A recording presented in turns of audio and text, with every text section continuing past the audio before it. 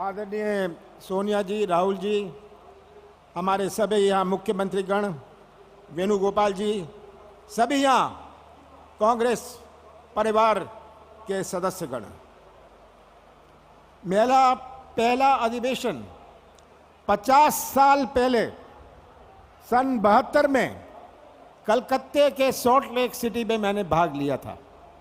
उसके 50 साल बीते हैं और उस समय की दुनिया, उस समय का देश, उस समय की चुनौतियां, उस समय की समस्या और आज में कितना अंतर है। मैं आर्थिक प्रस्ताव प्रस्तुत करने और उसके समर्थन में खड़ा हूं।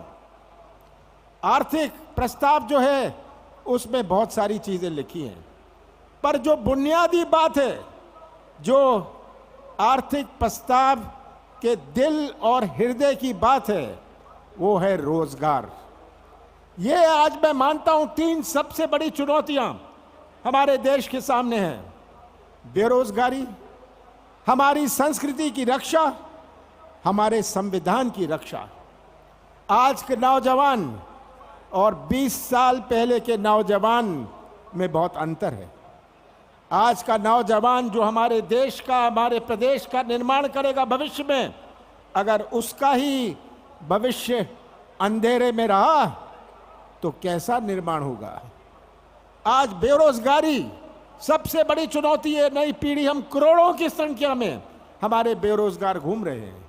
पढ़े लिखे बेरोजगार हैं, 8वीं पास बेरोजगार हैं, 9वीं पास बेरोजगार हैं और इनकी पीड़ा आज हमें समझने की आवश्यकता है।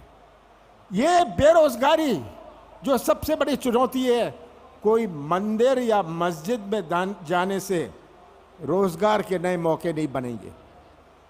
रोजगार के नए मौके बनेंगे अगर हमारी सोच और हमारी योजनाएं केवल रोजगार की तरफ हों।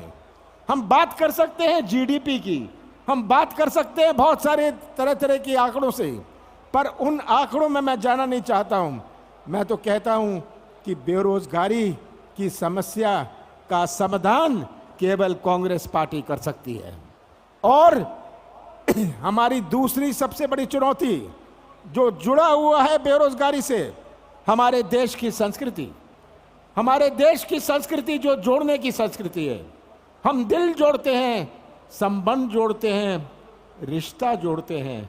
ये देश की संस्कृति है, ये हमारे कांग्रेस की संस्कृति है और यही संस्कृति आज हमारे खतरे में है।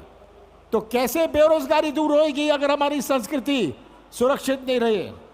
कोई ऐसा देश विश्व में नहीं है जहां इतने धर्म होए। कोई ऐसा देश विश्व में नहीं है जहां इतनी जातियां होए। कोई ऐसा देश विश्व में नहीं है जहां इतनी भाषाएं होएं। कोई ऐसा देश विश्व में नहीं है जहां इतनी देवी देवताएं होएं। कोई ऐसा देश विश्व में नहीं है जहां इतने त्योहार होएं।